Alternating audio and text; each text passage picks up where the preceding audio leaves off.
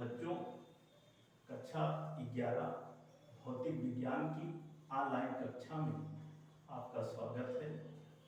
आज आप लोग चैप्टर सदिश विश्लेषण एवं प्रक्षेप गति के बारे में अध्ययन करेंगे, जिसका पहला टॉपिक है अदिश राशियां अथवा स्केलर राशियां। इसकी परिभाषा क्या होती है? वह भौतिक राशियां जिन्हें व्यक्त करने के लिए केवल परिमाण की आवश्यकता होती है, दिशा की नहीं। ऐसी भौतिक राशियां जो है अदिश राशियां अथवा स्केलर राशियां कहलाती हैं। इनका जोड़ व घटाना साधारण गणित के नियम के अनुसार किया जा सकता है, जैसे द्रव्यमान, आयतन, घनत्व, आवेश,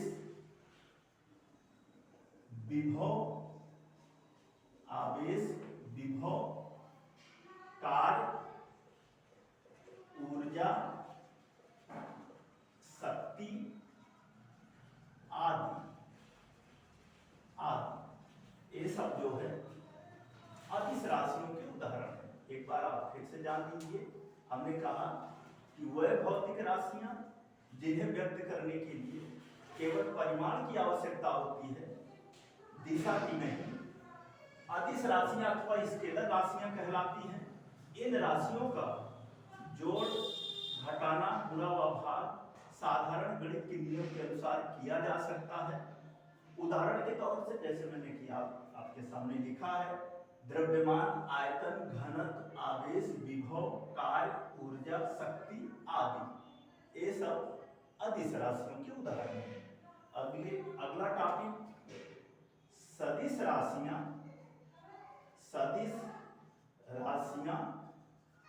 अथवा वेक्टर राशियां। इसकी परिभाषा क्या होती है? वह भौतिक राशियां जिन्हें व्यक्त करने के लिए परिमाण के साथ साथ दिशा की भी आवश्यकता होती है, सदिश राशियां अथवा वेक्टर राशियां कहलाती हैं। इन राशियों का जोड़ व घटाना साधारण गणित के नियम के अनुसार नहीं किया जा सकता है। इनका जोड़ व घटाना ज्यामितीय विधि द्वारा ही, अर्थात वेक्टर विधि द्वारा ही किया जा सकता है। जैसे उदाहरण के तौर से बल, वेग, विस्थापन, त्वरण, संवेग, आवेग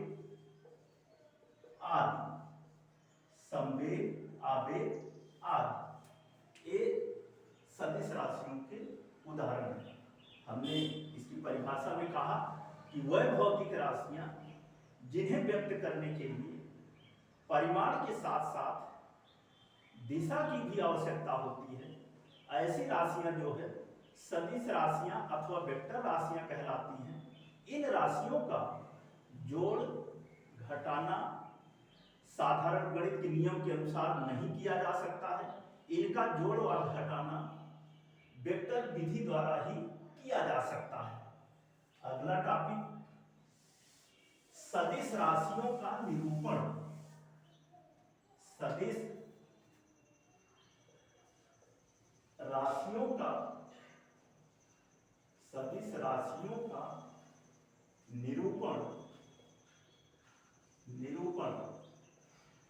जैसे कि मैंने कहा, जो सदिश राशि है उसी सदिश राशि को ही हम वेक्टर राशि भी कहते हैं।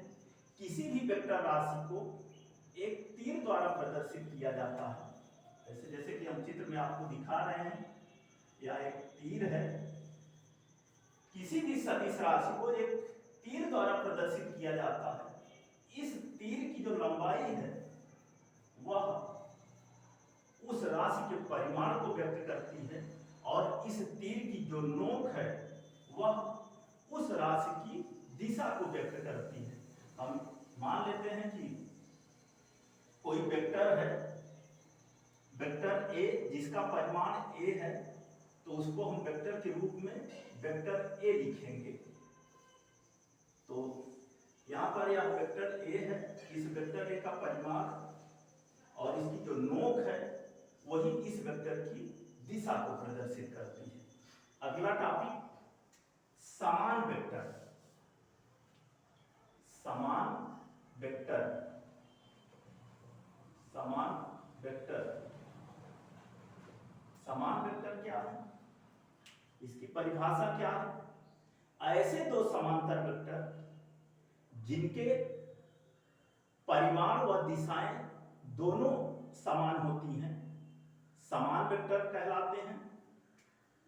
चित्र के अनुसार हम मान लेते हैं कि माना कोई तीन वेक्टर हैं, वेक्टर ए, वेक्टर बी और वेक्टर सी। हमने कहा कि ऐसे दो समांतर वेक्टर जिनके परिमाण व दिशाएं दोनों समान होती हैं वह समान वेक्टर कहलाते हैं। यहां पर मैंने तीन वेक्टरों को माना है, vector A, vector B, vector C. इन तीनों वेक्टरों के जो परिमाण अर्थात इनकी लंबाइयां तीनों की समान है और इनकी दिशाएं जो हैं वो भी समान है। तो इस प्रकार ये तीनों वेक्टर परस्पर समान वेक्टर कहलाते हैं। अर्थात vector A equal to vector B equal to vector C, ये समान वेक्टर है। अगला टॉपिक विपरीत वेक्टर। विपरीत वेक्टर अथवा ऋणात्मक वेक्टर अथवा ऋणात्मक वेक्टर। वेक्टर विपरीत वेक्टर किसे कहते हैं? ऐसे दो समांतर वेक्टर जिनके परिमाण समान परंतु दिशाएं भिन्न होती हैं वह एक दूसरे के विपरीत वेक्टर कहलाते हैं। चित्र के अनुसार हम मान लेते हैं कि माना कोई तीन वेक्टर हैं, वेक्टर ए, वेक्टर बी और वेक्टर सी। इन तीनों वेक्टरों में से वेक्टर ए और वेक्टर बी की दिशाएं जो हैं एक ही ओर हैं और तीसरा वेक्टर जो सी है इन दोनों वेक्टरों वेक्टर ए और वेक्टर बी की दिशा के विपरीत है। तो ऐसी स्थिति में vector A equal to minus vector C, vector B बराबर माइनस वेक्टर सी। हमने कहा कि ऐसे दो समांतर वेक्टर जिनके परिमाण समान होते हैं परंतु दिशाएं भिन्न होती हैं वह वेक्टर एक दूसरे के विपरीत वेक्टर अथवा ऋणात्मक वेक्टर कहलाते हैं। अगला टॉपिक एकांक वेक्टर। अगला टॉपिक जो है एकांक वेक्टर। एकांक वेक्टर, इसकी परिभाषा वह वेक्टर जिसका परिमाण एक होता है एकांक वेक्टर कहलाता है। इसे कैप से निरूपित करते हैं।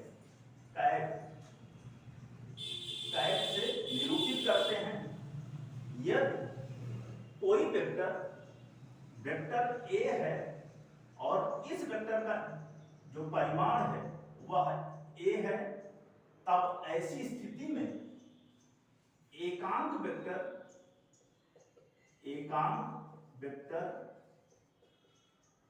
ए cap equal to vector A upon mod vector A बराबर वेक्टर ए बटे ए, अर्थात A cap equal to vector A upon A. हमने आपको बताया कि वह वेक्टर जिसका परिमाण एक होता है एकांक वेक्टर कहलाता है। इसे कैप से प्रदर्शित करते हैं। यदि कोई वेक्टर वेक्टर ए है जिसका परिमाण ए है तो ऐसी स्थिति में एकांक वेक्टर ए कैप बराबर vector A upon mod vector A, अथवा A cap equal to vector A upon A. अगला टॉपिक शून्य वेक्टर। शून्य वेक्टर, इसकी परिभाषा वह वेक्टर जिसका परिमाण शून्य होता है, शून्य वेक्टर कहलाता है। इसे वेक्टर शून्य से प्रदर्शित करते हैं। इसकी दिशा जो है वह निश्चित नहीं होती है। यदि कोई दो वेक्टर, वेक्टर ए व वेक्टर बी परस्पर विपरीत हो, तब होगा क्या, vector A equal to minus vector B, अथवा vector A plus vector B equal to 0, अथवा vector A plus vector B equal to 0। हमने आपको बताया कि वह वेक्टर जिसका परिमाण शून्य होता है शून्य वेक्टर कहलाता है। इसे वेक्टर शून्य से प्रदर्शित करते हैं। इसकी दिशाएं जो है वो निश्चित नहीं होती हैं। यदि कोई दो वेक्टर, वेक्टर ए व वेक्टर बी परस्पर विपरीत हो, तब इस स्थिति में vector A equal to minus vector B, अथवा वेक्टर ए धन वेक्टर बी बराबर 0। अगला टॉपिक समान कोणीय अथवा लंब कोणीय एकांक वेक्टर। समान कोणीय अथवा लंब कोणीय एकांक वेक्टर।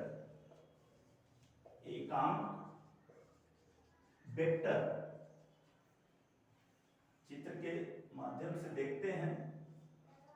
ए एक्स अक्ष है, वाई अक्ष है, जेड अक्ष है। एक मूल बिंदु O है।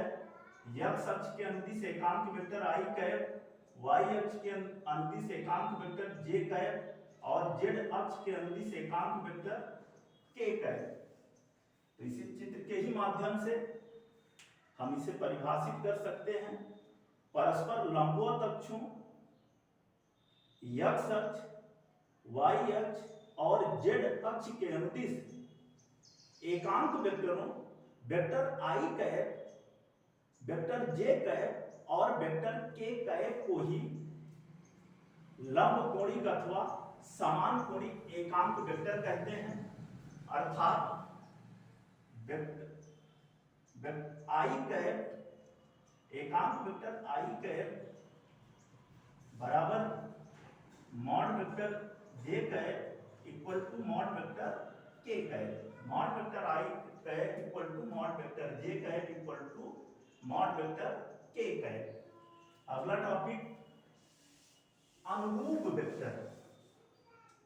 अनुरूप वेक्टर, अनुरूप वेक्टर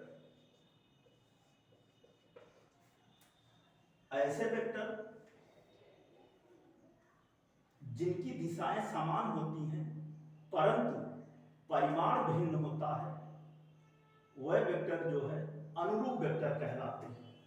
चित्र के अनुसार मान लेते हैं कि वेक्टर ए, वेक्टर बी और वेक्टर सी को, जिसमें से वेक्टर ए और वेक्टर बी की जो दिशाएं हैं वह, जिसमें कि वेक्टर ए, वेक्टर बी और वेक्टर सी की जो दिशाएं हैं वह समान हैं, परंतु जो वेक्टर सी का परिमाण है वह वेक्टर ए और वेक्टर बी के परिमाण से भिन्न है। तो ऐसी स्थिति में हमने कहा कि ऐसे वेक्टर जिनकी दिशाएं समान परंतु परिमाण भिन्न होते हैं अनुरूप वेक्टर कहलाते हैं। बच्चों, ये था वेक्टरों से संबंधित कुछ परिभाषाएं।